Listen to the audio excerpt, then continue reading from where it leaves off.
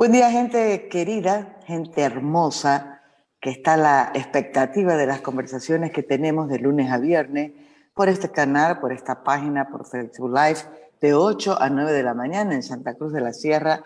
Hoy es miércoles 9 de septiembre de 2020, 24 grados la temperatura en este momento en Santa Cruz. Agradable, 22 ha sido la mínima, pero vamos a tener una temperatura máxima prevista, ¿saben de cuánto? 36 grados, o sea que va a estar súper caliente y también cargado con preocupaciones porque aparentemente está ya comenzando una segunda ola de contagio de COVID-19 en nuestra ciudad. También en el país, pero en el caso de Santa Cruz, muy preocupante porque es el departamento que continúa teniendo el mayor número de casos, el mayor número de muertos también por COVID-19. Pero bueno, esta conversación no es para hablar del COVID-19. Ustedes saben que estamos dedicando desde el 1 de septiembre a Santa Cruz. Todas nuestras conversaciones giran en torno de Santa Cruz. Y ustedes han visto la preocupación que he tenido de tener conversaciones con mujeres y hombres y no hacer como suele ocurrir siempre, que en todos los paneles, en las actividades, por lo general, las cabezas, las caras, los nombres son únicamente de hombres. Estoy mostrando en estos espacios cuántas mujeres maravillosas tenemos también en Santa Cruz, aunque no estén viviendo algunas de ellas en Santa Cruz, como mi invitada de hoy, mi querida Ana Carola Traverso, a la que saludo con un abrazo cariñosísimo. Yo desde Santa Cruz de la Sierra y mi querida Ana Carola en Nueva York. ¿Cómo está usted, Ana Carola? Cuénteme. Bien, May, muchas gracias por invitarme a tu programa. Gracias también por el esfuerzo de pensar en mujeres, ¿no? Cruceñas, para que puedan hablar sobre Santa Cruz en este mes. Y yo estoy bien, igual que todo el mundo, acostumbrándome a la pandemia, ya con 6 meses de vida aquí en medio de la pandemia, ¿no? Ajustándonos todos, ¿no? A esta nueva realidad, a este nuevo estilo de vida. Y a esta nueva ola de cuidados que tenemos que tener, ¿no? Muchísimo, que esa es una preocupación que yo tengo en el caso de Santa Cruz. Voy a presentar a Ana Carola. Ana Carola es socióloga, es planificadora urbana cruceña. En Bolivia su principal tema de estudio ha sido siempre el proceso de planificación urbana y regional de Santa Cruz. Desde muy jovencita, no van a creer, tiene muchas publicaciones ya sobre el tema. Ana Carola tiene además un portafolio diverso que incluye proyectos para organizaciones públicas, privadas, sin fines de lucro en Latinoamérica y en Estados Unidos. Trabaja en las áreas de culturas, políticas urbanas, ambientales, marcos de participación ciudadana. Actualmente está trabajando para la red Hikeline, chica, mi inglés es espectacular, ¿no, Ana Carola? En el parque Hikeline en la ciudad de Nueva York. Una cosa súper interesante, por ella he comenzado a entrar y a ver de qué se trata. Es una locura. Estoy feliz de que Ana Carola esté ahí. Actualmente desarrolla, también iniciativas para líderes de proyectos de reconversión de infraestructura urbana en diversas ciudades de Norteamérica. Es parte de un movimiento que apuesta a crear una nueva generación de espacios públicos. Uy, el tema que más provoca urticaria en Santa Cruz de la Sierra. Lo último que he leído de Ana Carola, lo he leído antes de ayer, es un escrito que ha publicado junto con un grupo de intelectuales cruceños, santacruzinsurrecta.com, ahí están. Vengo haciéndole propaganda, le voy a contar a Ana Carola al portal. Ya he leído 4 de los 7 ensayos que hay. Esos fueron específicamente referidos a el impacto de los 21 días del paro, pero desde la mirada y desde la vivencia de Santa Cruz. Me pareció súper interesante. A nuestra conversación, Ana Carola, le he puesto yo Santa Cruz y el espacio público, Santa Cruz y más allá de la sierra, en el espacio público, del viejo al nuevo orden urbano. Me gustaría mucho ver esta dimensión también, esta diferencia entre la capital, entre lo que ocurre en la capital y lo que ocurre en la mayoría de las ciudades de nuestros municipios de provincia. Pensando un poco, leyendo los conceptos que recuerdan a Carola en su artículo, en el ensayo que hay en Santa Cruz Insurrecta, decía, a veces da la sensación de que muchos de nuestros municipios todavía están en esa etapa, en esa fase de la premodernidad a la que hace referencia de manera recurrente Ana Carola. Ana Carola, me encantaría muchísimo la visión de una mujer cruceña, profesional, joven, además con una mirada de mundo sobre Santa Cruz departamento, Santa Cruz de la Sierra como capital. Claro, Maggie, Santa Cruz, bueno, como ciudad capital es un lugar fascinante para que, no es porque sea cruceña, ¿no? Tenemos una historia tan particular, tan interesante. Creo que varios de los invitados que has tenido a lo largo de este mes pueden atestiguar del tema, ¿no? Han escrito también bastante sobre ello, ¿no? Santa Cruz es una ciudad cuya historia como proceso y como cultura es valiosísima para América Latina, para Bolivia, para nosotros mismos, ¿no? Pero desde el punto de vista urbano también es sumamente interesante porque somos a pesar de muchos pesares, ¿no? Y continuamos con esa fuerza, con esa capacidad de resistir, persistimos, ¿no? Por sobre todo, todos los embates que hemos venido sufriendo, ¿no? Tanto en lo referido a los 21 días como también a lo largo de nuestra historia. Y yo creo que Santa Cruz, lo interesante es que los cruceños nos damos la manera de crear soluciones muy innovadoras, ¿no? Creo que eso es algo que podemos ver a lo largo de la historia urbana y algo que siempre me ha llamado la atención de Santa Cruz. Y en relación al departamento, esa misma, o sea, la ciudad es pues como el embrión, ¿no? O sea, es como la pasta base, digamos, la pasta madre del departamento, ¿no? Mucho de lo que sucede en la capital se replica después, se imita, ¿no? Se emula en el resto del departamento. Somos nomás el corazón del departamento, porque somos la capital de lo que fue antes la gobernación de Santa Cruz de la Sierra, ¿no? Entonces, creo que tenemos esa ventaja, ¿no? No sé si en otros departamentos del país sucede lo mismo, de tener de ser un locus, ¿no? De ser un corazón, digamos, que irradia y que tiene tanta conexión a través de sus distintas arterias, ¿no? Con el resto de otras ciudades, de más ciudades y de demás territorios, digamos, ¿no? Dentro del departamento de Santa Cruz. Has tenido la oportunidad de estudiar muchísimo este tema y me gustaría que nos digas qué hitos importantes has encontrado en el estudio que has hecho del desarrollo de Santa Cruz de la Sierra. Sobre todo vamos a hablar particularmente, porque estamos hablando de lo urbano, la fuerza del urbano sin duda alguna está en la capital. ¿Qué hitos has podido encontrar pensando desde d'Orbigny? Estoy acordándome de ese relato maravilloso que hay de d'Orbigny, ¿no? Que refleja, seguro, estoy segura que lo has leído, por supuesto, pasando claro, por el Plan Techín, que hasta hace poco yo tenía en la memoria un álbum, mi tío era arquitecto, uno de mis tíos arquitectos ya falleció, pero recuerdo muy bien un álbum que él tenía de fotografías de la época del Plan Techín también, ¿no? Y lo que ha ocurrido hasta ahora es, como vos decís, con unas particularidades en el caso de Santa Cruz, porque la explosión del desarrollo en Santa Cruz ha sido muy fuerte en muy poco tiempo y además es muy joven este proceso en relación a otras ciudades capitales que vemos incluso en Bolivia, si uno piensa en Sucre o si piensa en La Paz. ¿Qué hitos históricos podemos nosotros marcar y con qué características, Ana Carola? Antes de entrar a los hitos, me gustaría hacer una pequeña diferenciación que está en el ensayo, ¿no? De Santa Cruz Insurrecta, pero que creo que es importante al hablar de hitos urbanos. ¿Por qué lo menciono? Lo menciono porque la ciudad en sí, digamos, y la sociedad urbana es una sociedad antigua, o sea, tiene 450 años, ¿no es cierto? O sea, estamos nosotros construyendo una cultura, una sociedad hace siglos atrás.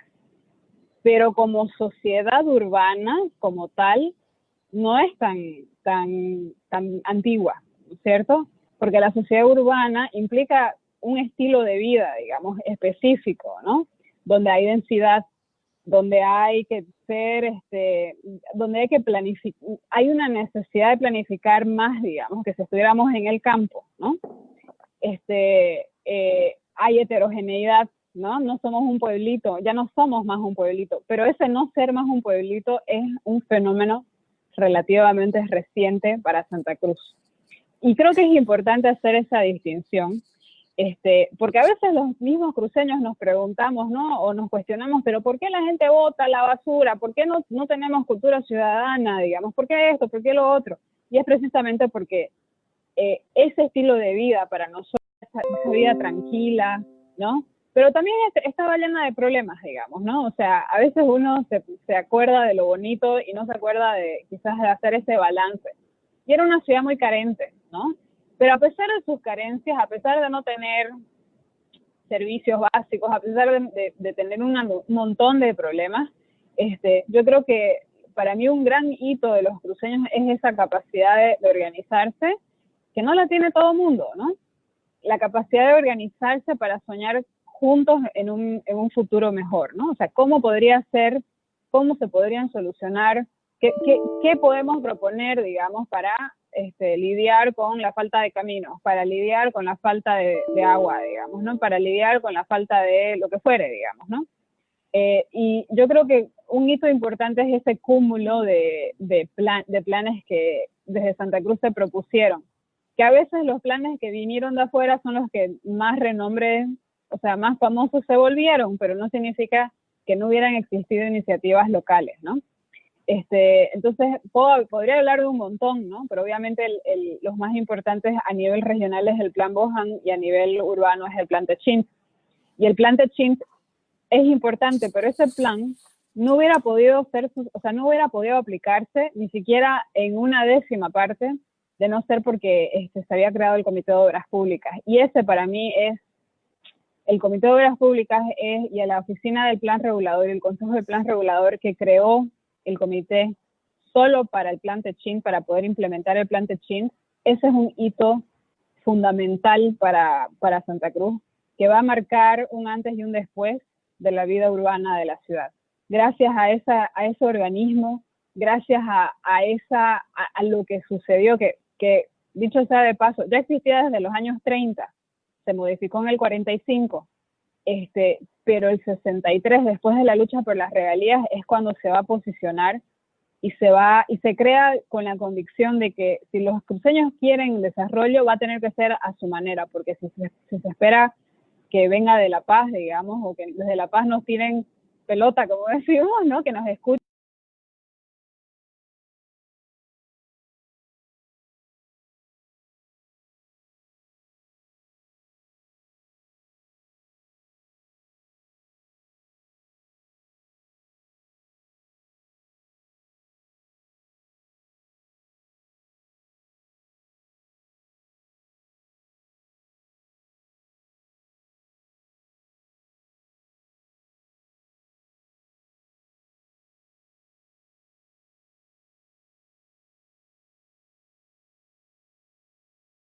Volver a replicar ni a tener hasta el día de hoy, ¿no?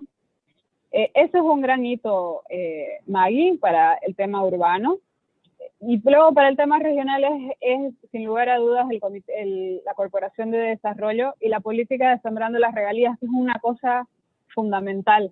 Yo ahora trabajo muchísimo con temas de desarrollo, digamos, ¿no? De cómo se ve ahora el desarrollo a escala urbana. Y ahorita lo que está de moda, digamos, ¿no? En temas de desarrollo, porque siempre son tendencias, ¿no? Y siempre son movimientos, digamos, que surgen, es el desarrollo equitativo. Y esos parámetros, los principios del desarrollo equitativo, el Cordecruz ya los aplicaba desde los años 70, ¿no?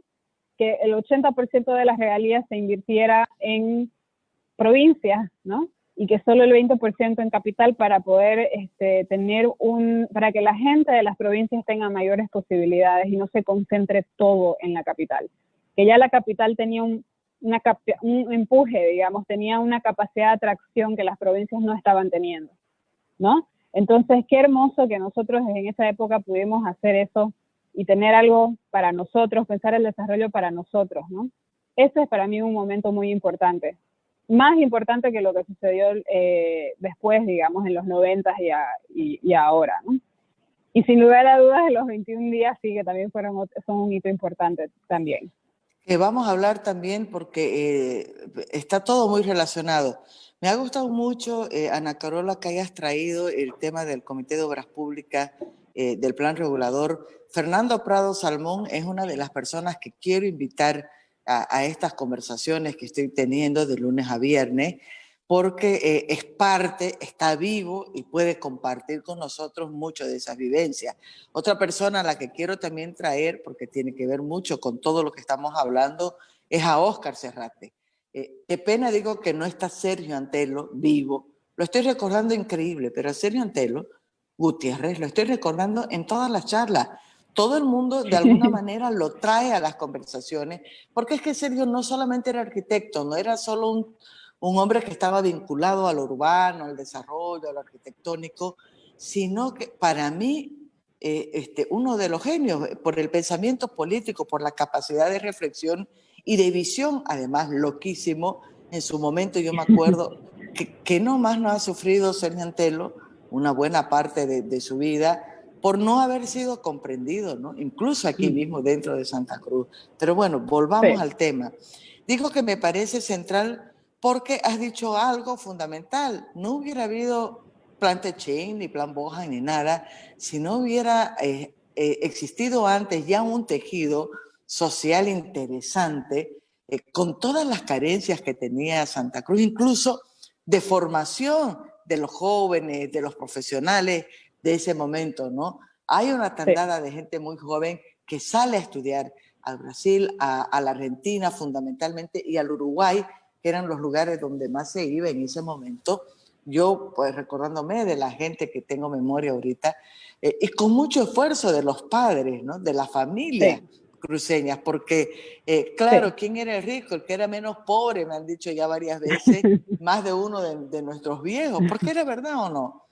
Entonces, me parece que es central, y ahí hay algo que se conecta también con algo que has recordado vos en esta publicación que estamos haciendo referencia del portal de Santa Cruz Insurrecta, que tiene que ver, esto también tal vez ha sido determinado por ese abandono, por esa lejanía del Estado en relación a Santa Cruz y a Santa Cruz de la Sierra de manera particular. Porque vos destacás ahí que a diferencia de lo que ocurre generalmente en muchos otros procesos, donde los protagonistas o los que definen o los que impulsan las cosas son los actores políticos de los municipios, de los gobiernos locales, en el caso de Santa Cruz las iniciativas fueron más por parte de entidades autárquicas, semipúblicas, incluso está remarcadito ahí. Y estamos hablando precisamente de ellas, ¿no? Así es. Cuando vos hablas, por ejemplo, Maggie, sobre el tema de esa generación que se fue a estudiar afuera, traigo a colación a Dante Pavicic Rivera, que cuando él fue presidente del Comité de Obras Públicas, gracias a él se gestionaron muchas becas para que la gente pueda ir a estudiar afuera, a especializarse. Y una cosa que me gustaría también destacar es que, si bien Santa Cruz crece, digamos, ahora, o sea, estamos acostumbrados a, sí, que crece, que la migración, ¿no? El mayor pico de migración sucedió en los años 60, ¿no? Y quisiera simplemente, digamos, pausar ahí un segundo. ¿Por qué? Porque era una ciudad mucho más carente de todo, ¿no? O sea, la ciudad hasta que Emilio llegaba en los años 60 hasta el segundo y poco más, digamos, ¿no? Menos. Estaban todavía esas obras, menos incluso, ¿no? Yo solamente para un paréntesis, Ana Carola, para situarnos. Yo soy nacida el 61. Viví gran parte de mi infancia en la casa de mi abuela, que está en la Bolívar, al frente del Kinder Ana Barba, a 2 cuadras y media. Yeah. La ciudad se terminaba en el cementerio, que estaba a 3 cuadras, en el primer anillo. Claro.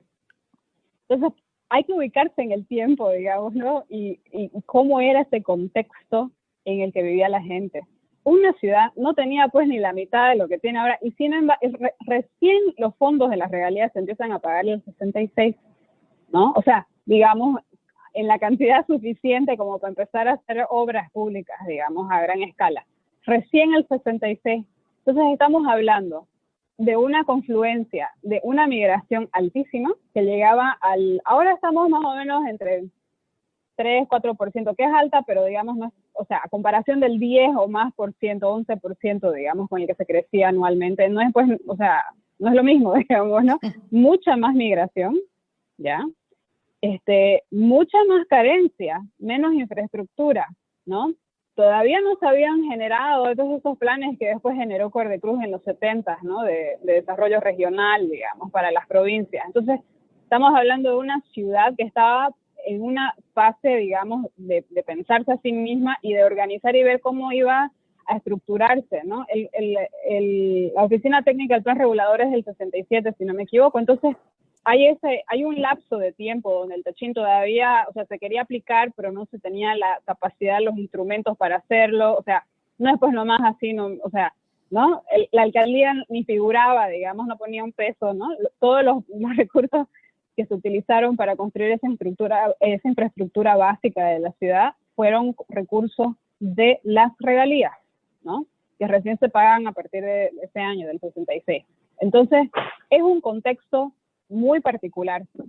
Y lo que hizo el Comité de Obras Públicas, ¿qué fue? Por un lado, digamos, miércoles, había que nivelar, ¿no? Entonces, ¿cómo hacer para afrontar un proceso migratorio tan elevado, con tanto empuje, digamos, ¿no? Había que crear una clase media, y la clase media no se crea si la gente no está educada, ¿no? Si no está tecnificada, digamos, si no sale a estudiar, ¿no? Las ofertas que habían en la universidad aquí eran pocas, y los que podían mandaban a sus hijos a La Paz, y bueno, y otros que con mucho esfuerzo mandaron a sus hijos al extranjero. Entonces, eso por un lado, la educación, ¿no? Y por otro lado, una vez empiezan a llegar los fondos, digamos, hubo una política institucional de hacer que las empresas que venían a hacer consultorías, que venían a hacer estudios técnicos, que venían a hacer obras públicas, se alíen con empresas cruceñas. Por más que esas empresas cruceñas haya sido, no sé, chiquitita, no importaba, ¿no? Pero el hecho de poder hacer que parte de ese excedente de obras, digamos, se quede en el departamento, se quede en la ciudad, eso fue fundamental, digamos, ¿no? Eso es, o sea, eso es desarrollo equitativo, no es ese desarrollo, digamos, ese modelo, digamos, de explotación que no deja nada, ¿no? No deja nada para el lugar, digamos, donde el excedente fuga, digamos, no hay formas de retenerlo. Y eso ha sido, esos dos elementos, el tema de educación y de recursos humanos, de capital humano, y la política digamos, de asegurar que haya una retención de ese excedente de capital en temas de inversión pública, digamos, ¿no? Fue fundamental. Fue fundamental. Y también me gustaría decir algo. El Comité de Obras Públicas originalmente es el 31. Es el primer Comité de Obras Públicas que se crea en el país. A partir del 37 se van a crear otros, digamos, hasta el 60, se van a crear comités de obras públicas en todo el país, digamos, más o menos en función del que se creó aquí. Ahora, los liderazgos no salen de la noche a la mañana, no es por arte de magia que se foguean los liderazgos y que se crea liderazgo. Ya el liderazgo se construye, ¿no? Y es una destreza que se puede ir puliendo. Entonces, ese también es otro elemento que me parece que es fundamental para entender esa generación, ¿no? O sea, ¿qué distingue a esa generación de los años 60, digamos, de esta generación de ahora? Porque yo sé que mucha gente dice, ay, no hay líderes. Obvio, porque no hay líderes si no dejaron que surja nada durante 14 años. O sea, ¿quién se va a foguear? O sea, ¿quién pudo foguearse, digamos? Y los que aguantaron, los que resistieron, hay que realmente ponerse en su lugar, ¿no? La templanza, la resistencia, la resiliencia de esos líderes, de muchos políticos que estuvieron representándonos, digamos, en el Parlamento, justamente, otros que no también, ¿no? Pero los que resistieron bajo condiciones muy duras, donde no se podía levantar mucho la cabeza, digamos, porque las reglas del juego no lo permitían. Y al pensar en volviendo hacia atrás a esa generación anterior, si de los años 30 al 60 se creó este espacio de participación, ¿no? Donde con muchos tires y aflojes pudieron los cruceños de ese momento ir fogueándose, ir adquiriendo experiencia, ir, digamos, practicando, digamos, ¿no? Sus destrezas en temas de liderazgo, ya pues a partir de los años 60, después de lo que pasó con la lucha por las regalías y con lo que estaba pasando en la ciudad después de la reforma urbana, se puede entender mejor ese quiebre y decir hasta aquí llegamos y el desarrollo es digamos, a nuestra manera o estamos listos, digamos, ¿no? Entonces yo creo que eso ayuda, digamos, a entender ese empuje, digamos, y esa fuerza que tuvo esa generación. Y cómo esa generación luego le abrió las puertas a aquellos que se fueron a estudiar y volvieron, ¿no? Y pudieron juntos construir este proyecto regional. Este proyecto urbano, por un lado, que fue la capital, la ciudad jardín, ¿no? La ciudad del Plan Techín, ¿no? Ese por un lado, y por otro lado, años después, el modelo de desarrollo regional que va a impulsar Cordecruz. Ahora, ahí tengo también más inquietudes. Me encanta porque estoy hablando con una mujer que tiene como formación la sociología, y eso es tan fundamental. Vos sabés que una de mis frustraciones es esa. Hay dos cosas que me hubiera encantado estudiar, filosofía y sociología, porque yo creo que estas son cosas que ayudan muchísimo a comprender esto, ¿no? La profundidad de lo que mantiene viva una ciudad. Porque una ciudad no son sus edificaciones, sus calles, sus avenidas, es la gente la que le da vida. Entonces, por eso me gusta la visión de Ana Carola. Hacía referencia a cómo la generación de estos años, del 30, del 60, y uno puede hablar, incluso me estoy acordando del memorándum de 1903, que también para mí, uno lo lee y dice increíble, lees y parece que estás leyendo algo de hace solo unos cuantos años, porque la historia se repite también, ¿no? En los años 50, sobre todo, también hubo un tiempo de mucha persecución. No nos olvidemos que llega la revolución del 52, están los emeneristas, están los falangistas. Santa Cruz es también un reducto en ese momento de mucha oposición. Está en la historia la invasión de los oscureños, una mirada también muy jodida desde ese poder central que estaba en manos de los que habían hecho la llamada revolución del 52. Y aún así hubo un Melchor Pinto y no, me voy a olvidar, hubo una Elfie Albrecht, ¿no? Gente que también vivió en condiciones muy adversas. Tal vez la diferencia de ese momento con el de ahora está que entonces Santa Cruz no era un tesoro preciado al que le había echado ojo el centralismo y del que podía aprovecharse, y ya en los años 80, 90 y sobre todo en los últimos 14 años sí lo era, y era una disputa territorial que tenían que ganar a sangre y fuego. No, ahí era nomás. ¿Cuál es la diferencia? Lo que pasa es que, a ver, es más o menos la historia, por eso es bueno aprender de historia, porque la historia se va repitiendo y es increíble, ¿no? Con uno de las cosas, las coincidencias, pero es que no son coincidencias, son cosas, elementos que siempre han estado ahí. En los años 50, el MNR cuando sube, tenía una visión para Santa Cruz, ¿no? Quería hacer Guavirá, quería terminar la carretera, tenía estos proyectos, ¿no? Obviamente, bueno, nacionalismo revolucionario, había una intención de sustitución de importaciones, ¿no? Esa era la política nacional. ¿Qué sucede con Santa Cruz? Porque también esto es algo que, digamos, para bien o para mal, nos cuentan o no nos cuentan y se imponen narrativas, ¿no? Que después una vez se repite. El tema es que en Santa Cruz venía desde los años 30 acumulando y desarrollando una visión regional. Y la industria del petróleo, tenemos que acordarnos, digamos, de todo lo que estaba pasando alrededor del petróleo, ¿no? Va a cambiar los planes tanto internos como también nacionales sobre Santa Cruz. y todos quieren un pedazo de la torta y todos quieren decidir cómo se va a repartir esa torta, ¿no? En Santa Cruz desde los años 30 hay evidencias, existen los planes de desarrollo tanto urbanos como regionales. Existe esta visión. Ahora, a nivel urbano se tenía la convicción de que había que convertir a la ciudad capital en un epicentro de la industria petrolera. O sea, tenía que ser, digamos, donde lleguen las empresas, pero para que lleguen empresas, pues no había nada, Maggie, no había luz, no había agua, no era ni una villa, digamos, ¿no? O sea, era un pueblo carente de todo. Entonces, había una necesidad imperiosa de demanda del sector obrero por vivienda, había demanda de agua potable, había demanda de electrificación, no había nada de eso, ¿no? Peor ya soñar con alcantarillado o pavimentación ya eran ya palabras mayores, digamos, porque si no había ni agua ni electrificación, peor va a haber pues alcantarillado, digamos, no había nada de eso. Y el gobierno nacional tenía una visión netamente, digamos, más regional, si se quiere, pero, digamos, el modelo era sacar capital para llevárselo, o sea, digamos, un crecimiento que no dejara mucho más, digamos, que, qué sé yo, que un ingenio, digamos, ¿no? Que Guavirá, ¿no? O una carretera, o sea, pero no había cómo retener localmente el capital. Entonces, son dos visiones que chocan.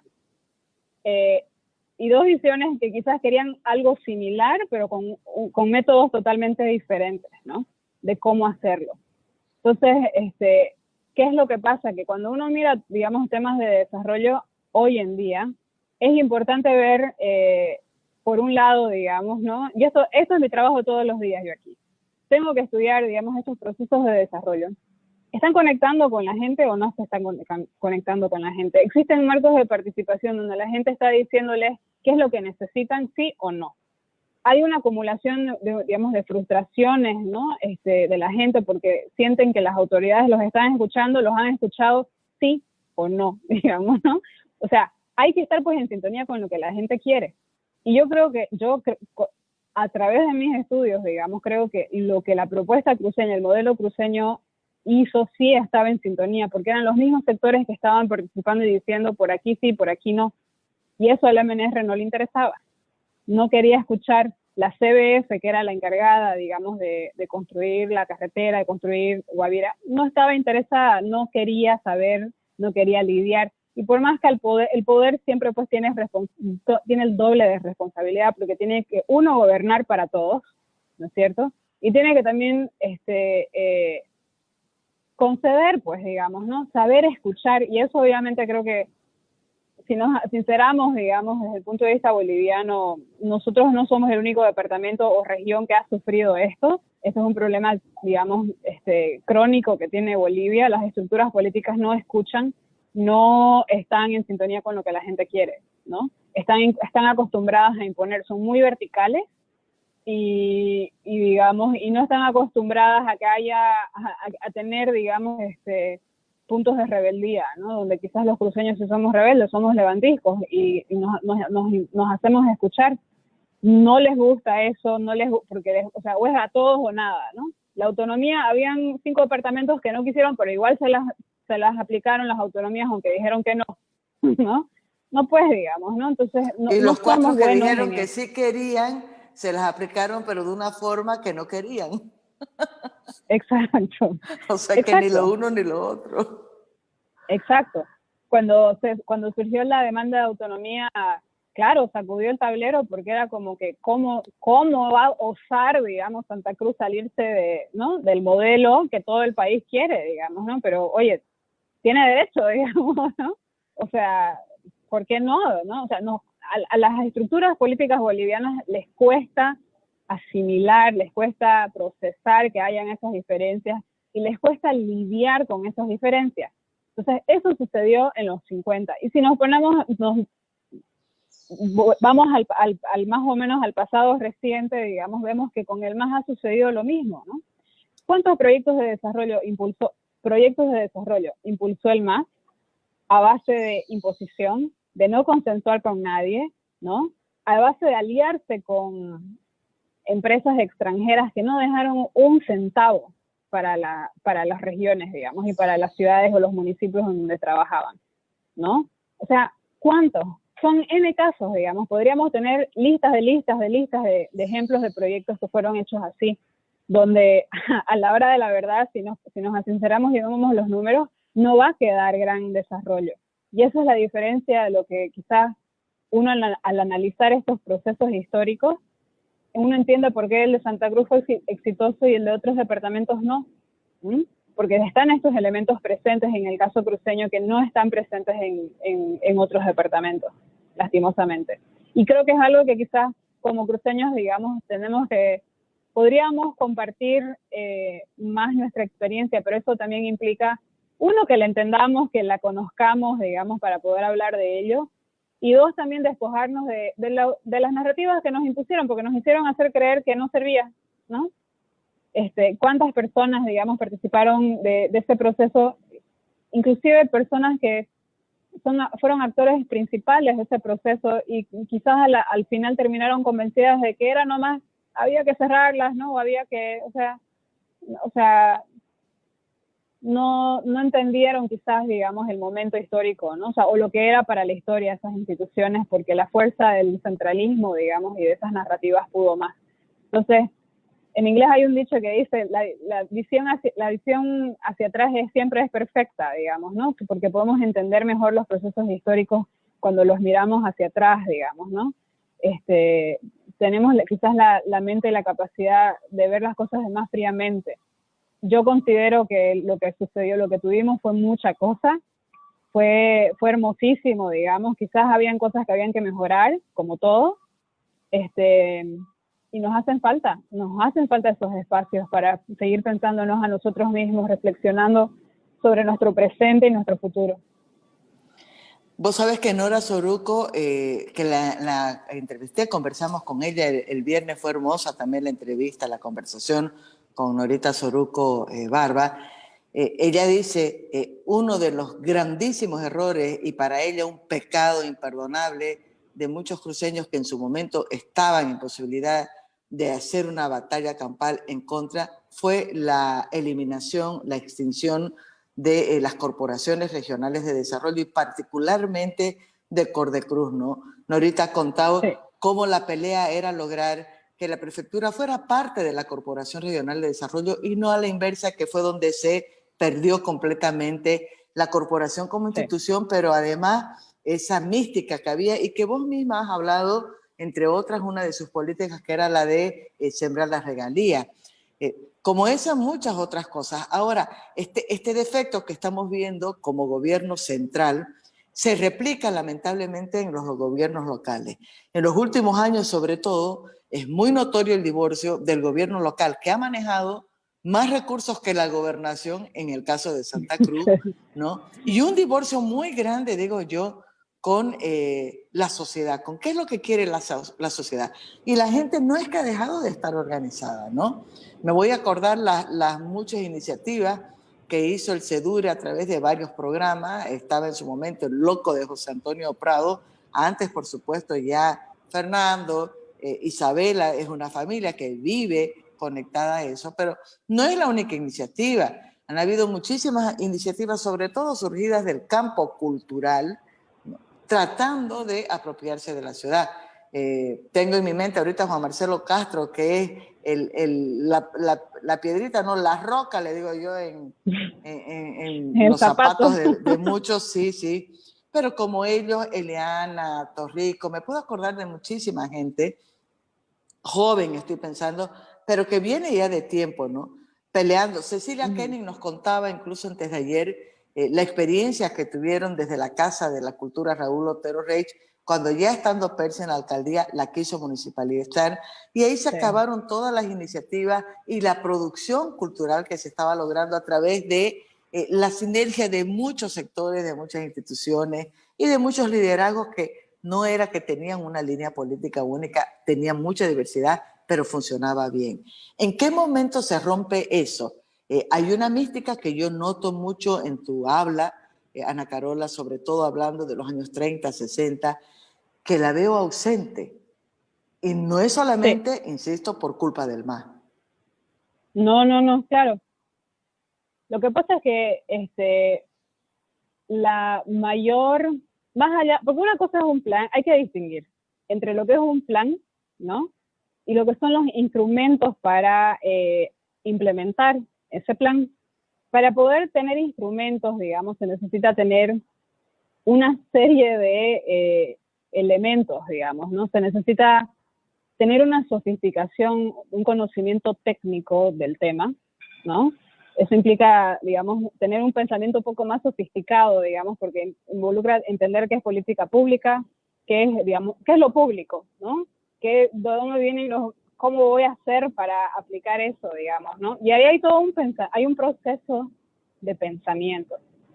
Yo creo que la belleza que tuvo el Comité de Obras Públicas y la Oficina Técnica del Plan Regulador es que tuvo pues carta libre para diseñar esos instrumentos, ¿no?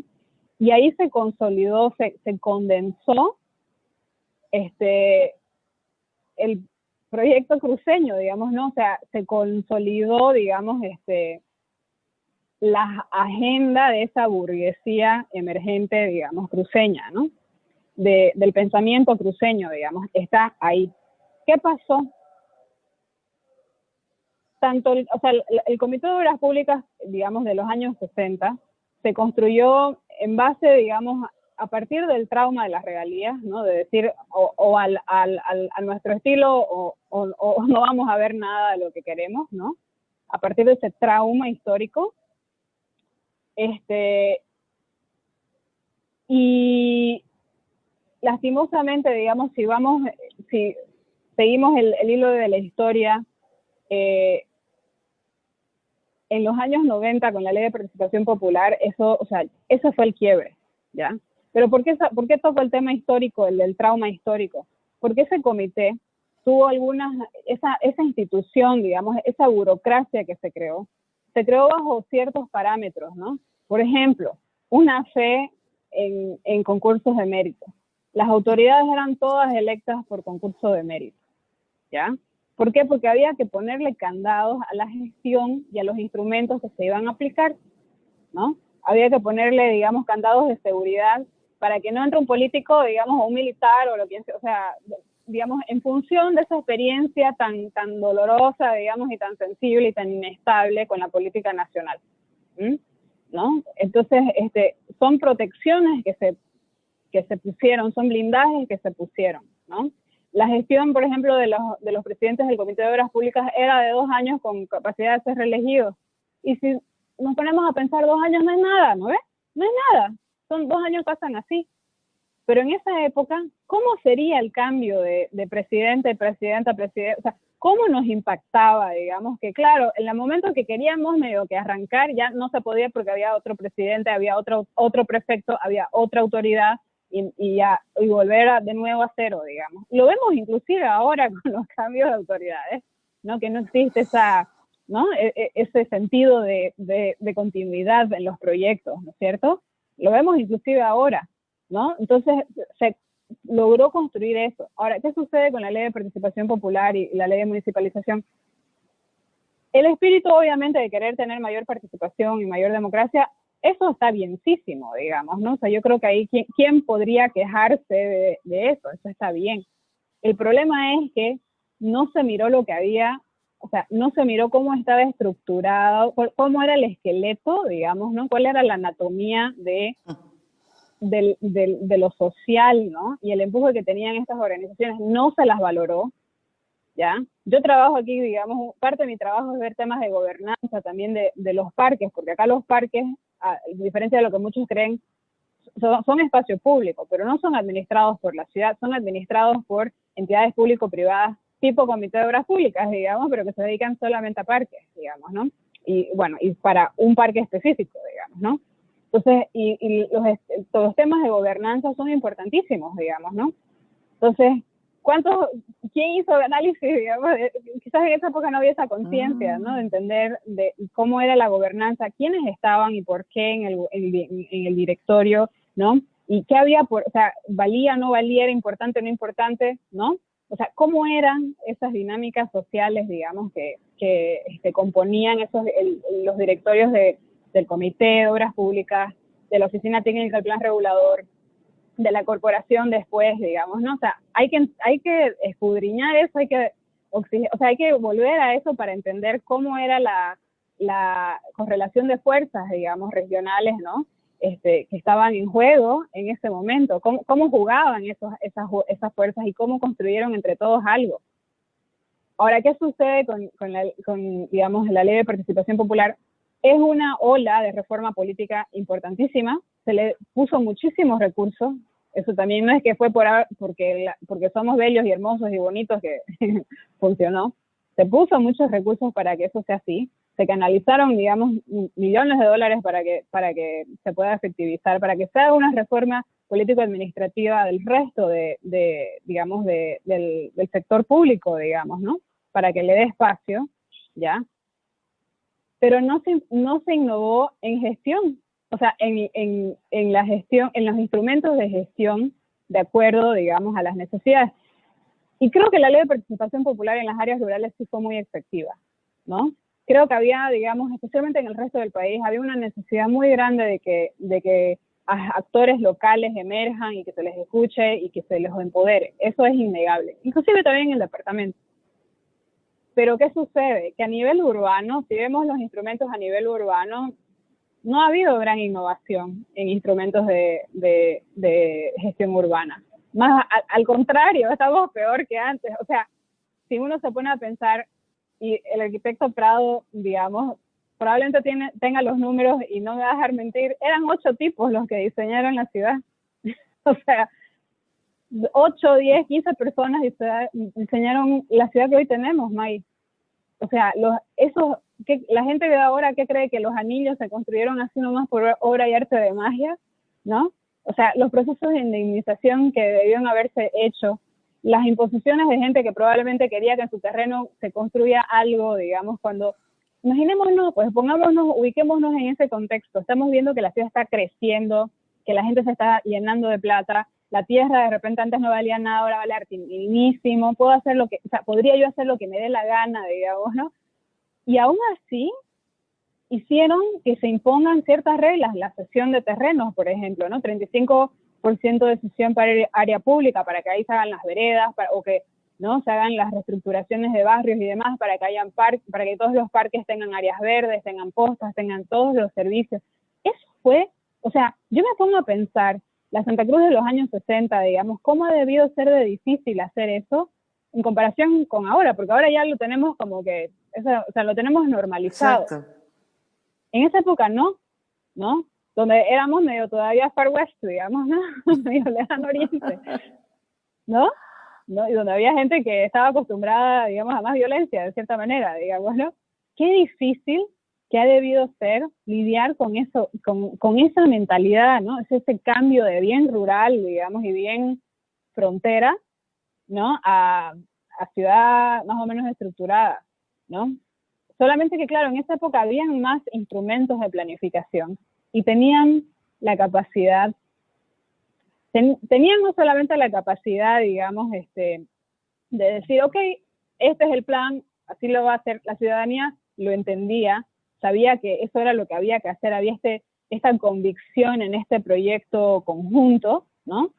Quizás no me parezca, pero bueno, había esa confianza en esta autoridad, ¿no? Había esta legitimidad pública, digamos, de estas autoridades que no eran electas necesariamente, esa es la maravilla, o sea, fue una alianza público-privada que primero pensó la ciudad, o sea, pensó tanto el departamento como la ciudad, manejando fondos públicos, digamos, ¿no? En su mayoría para ello. O sea, para mí es el mayor espacio de creatividad que hemos tenido los cruceños para pensar nuestro gran espacio público, digamos, que es el departamento, ¿no? Y nuestro gran espacio regional, ¿no? O sea, y eso ojalá pudiéramos volver no sé si a lo mismo, no creo que lo mismo, no se puede volver a lo mismo, ¿no? Pero sí recuperar ciertos espacios, ¿no? Donde se pueda innovar y se pueda proponer y se pueda ser creativo, digamos, en la construcción conjunta y colaborativa de soluciones, ¿no?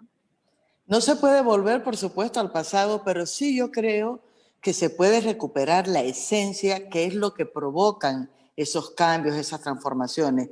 Y voy a hacer un parangón, ¿no? Cada vez que hablo de periodismo y me dicen, ay, que el nuevo periodismo, le digo, no, muchas cosas han cambiado, tenemos nuevas herramientas, la tecnología ha provocado una revolución, hay nuevas formas de acceder a la información, a producir los contenidos, lo que fuera. Pero la esencia del periodismo no ha cambiado, es la misma, no hay nada que inventar en eso, ¿no? Y si uno se va a los filósofos de la antigüedad, vemos también las preguntas siguen siendo las mismas que se hacían los primeros filósofos, Ana Carola, o sea, hay una esencia que lamentablemente a veces nos olvidamos, y a mí me encantan estas conversaciones porque me está permitiendo recuperar muchísimas partes de nuestra historia. Ahora, increíble cómo se nos ha pasado el tiempo, Ana Carola. No, estoy obligada, como le he dicho a mi querido amigo Alfonso Cortés, que está mirando aquí, dice, excelente programación septembrina, Maggie, tus invitados, uno mejor que el otro, conocemos, analizamos y conversar sobre nosotros y nuestros temas es la mejor forma de celebrar este septiembre, me dice él. Con Alfonso tenemos una segunda parte de una conversación que fue bellísima, y ya me la están reclamando, te cuento, Alfonso, y con vos, Ana Carola, tengo que tener una segunda parte. Me va a quedar corto septiembre para esto porque te cuento, ya tengo mañana a Jorge Landívar Roca que vamos a hablar de la elección de los alcaldes a raíz de una iniciativa también del Comité Pro Santa Cruz que van y hablan con Óscar Barberí Justiniano, que era alcalde y tuvo el coraje de firmar la famosa ordenanza. Es una parte de la historia que me encanta y la vamos a recordar. Lunes voy a tener a la doctora Eisela Ortiz de Mendívil, 95 años tiene, y es una lucidez impresionante.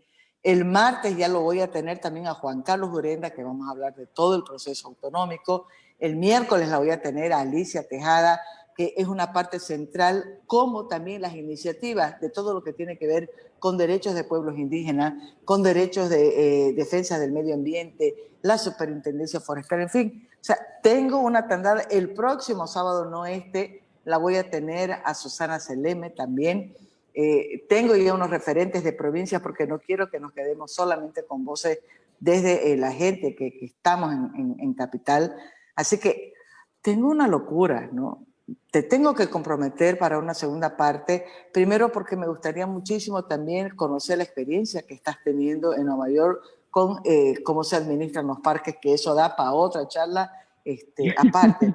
Pero además porque en el caso de Santa Cruz nos hemos quedado cortitos, no hemos hablado de los 21 días, que es determinante y que tiene mucho que ver con todo lo que has comentado.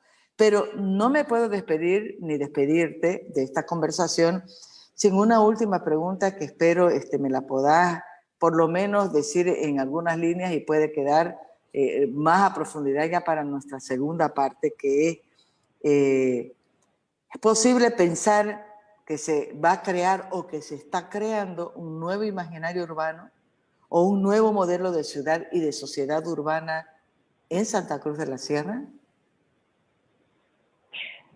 Si durará, no sé, pero creo que a partir de los 21 días sí se creó. Fue la vivencia colectiva de las personas, muchas de ellas vivieron por primera vez una forma muy diferente. O sea, a ver, había un par indefinido, entonces habían ciertas cosas obvias, digamos, ¿no? No se podía circular, ¿no? Pero, pero mucha gente sí vivió por primera vez la ciudad, vivió los espacios públicos de la ciudad, de los cuales, digamos, muchos están totalmente divorciados, no los disfrutan, ¿no? Salieron a hacer ejercicio, digamos, ¿no? Salieron a apoyar ollas comunes, ¿no? Salieron a ver arte y música en la calle, digamos, ¿no? A buscar qué hacer, digamos, ¿no? Inclusive, obviamente, apoyar a su punto de bloqueo. Entonces, sí, durante los 21 días sí hubo una nueva forma, digamos, una nueva forma distinta de vivirla la ciudad. Si eso se va a mantener en el tiempo, no lo sé, ¿no? Solo el tiempo lo dirá. Pero yo creo que fue una demostración de que se puede, ¿no? De que se puede y de que existe esa capa social que a veces uno la da por sentada, que está ahí, digamos, no está ahí latente, y se activó, ¿no? Durante los 21 días se activó. Pero eso demuestra que si se pudo durante 21 días, se puede hacer mantener, ¿no? Se puede construir y se puede mejorar, digamos, y se puede, digamos, hacer más sustentable, ¿no? O sea, en el tiempo, se puede. Y yo creo que los desafíos del siglo XXI son esos, y la pandemia es uno, ¿no? Ahora, las autoridades que han estado, digamos, de cierta manera más llevando la batuta durante los 21 días, las están sabiendo aprovechar. Esa es la pregunta que hay que hacer. Porque o sea, ellas tienen una responsabilidad muy importante de poderlas potenciar, ¿no? Pero estoy pensando que, digamos, durante los 21 días podría haberse generado un relieve, no solamente generacional, ¿no? Pero también de liderazgo urbano, ¿no? ¿Cuántas personas que nunca en su vida ni conocían a sus vecinos eran los que eran los líderes de su punto? Y eran los que coordinaban y los que iban y llevaban y se comunicaban, ¿no? Y de repente se dieron cuenta que tenían esas destrezas, digamos, esa capacidad de hacerlo, ¿no? ¿Cuánta gente no se quiso involucrar? Lo que pasa es que tenemos nosotros, cada cual desde nuestro lado, digamos, ¿no? Quizás el mío puede ser más intelectual, no lo sé, ¿no? Pero hay que ayudar a encauzar esa fuerza, esa energía que está ahí, y hacer que la gente se dé cuenta de que tiene destrezas para pensar más allá, digamos, de su día a día, ¿no? Y de su cotidiano. Tiene la capacidad de ser líder, pero eso se tiene que construir también. No es nomás por bonito y bien peinado, como decimos, ¿no? Los liderazgos se tienen que construir y se construyen, es como un músculo. Entonces se puede desarrollar este músculo, pero solo va a funcionar bien si está en sintonía con, digamos, con valores, ¿no? Con valores y con una adhesión altruista, digamos, a alguna causa. Entonces se puede construir. Y un verdadero sentido democrático, porque creo que eso es lo central. En vez de ver como aliados o como una riqueza, como algo maravilloso, quienes están de turno en las instancias de poder los ven como una amenaza. Eso es lo que yo creo que es el problema. Pero la toma de conciencia de la ciudadanía también es una tarea. Cuando la ciudadanía piensa en estos temas, cuando se involucra de manera real y efectiva en crear soluciones, surgen propuestas colaborativas, solidarias y empáticas. Lo estoy tomando de tu texto. No, ya ahorita nomás te tengo que comprometer, no este sábado, el sábado de la semana subsiguiente. Me gustaría mucho retomar esta conversación ya en el programa de radio. La voy a tener antes a Susana Seleme, para que demos continuidad y enganchemos precisamente desde este punto de partida. ¿Te parece? Me parece. Claro que sí, Maggie. Con muchísimo gusto. Y yo con mucho dolor voy a tener que despedirme de Ana Carola en una charla que me encantó. Quiero agradecerle muchísimo a Paola Ríos, que me dice, Maggie y Ana Carola, necesario este tema. A Matef Justiniano, que también nos estaba saludando. A Diego Mendívil, saludos, no termino ni de pronunciar. A Mechita Toledo, Milton Justiniano, que siempre nos acompaña. Milton, increíble, además comparte siempre las entrevistas. María José Pareja, que dice saludos de Alcides Pareja para Ana Carola. Natalia Fini, saludos Maggie. A María Eugenia Vázquez, Ana María Unterlastater, saludos Maggie y Ana Carola, interesantísimo como siempre. Fernando Ceja nos está viendo, querido. Margot Talavera, como siempre, me manda un apapacho. Alfonso ya leí, Vicente Talavera, Lucía Balcázar. Margot dice, qué maravilla escuchar a la joven Ana Carola, súper interesante, y eso que es un pedacingo. Wilson Candia nos dice, Ana Traverso, excelente politóloga, eso necesita mi ciudad, generación de modernidad. Carlos Valverde Nayar, mi loco bello, está en línea. ¿Cuánta capacidad en una sola llamada? Por Dios, dice. Lo amo, lo amo. Todavía le digo Carlitos y hoy así el hombre sango, ¿no? Francisco Roy, fantástica participación, da para continuarla, así va a ser. Gracias a las dos por este espacio. Mi bello David Sapiencia, gracias por esto. Ana Carola tiene una lucidez y claridad admirable. Iván Cronenberg también está felicitando la entrevista. Gaby Justiniano, ojalá que no se olviden y voten por Camacho, dice las dos. Ay, Gaby. Ahorita el tema de las elecciones está centrado. Más bien me ha parecido el primer comentario que hay.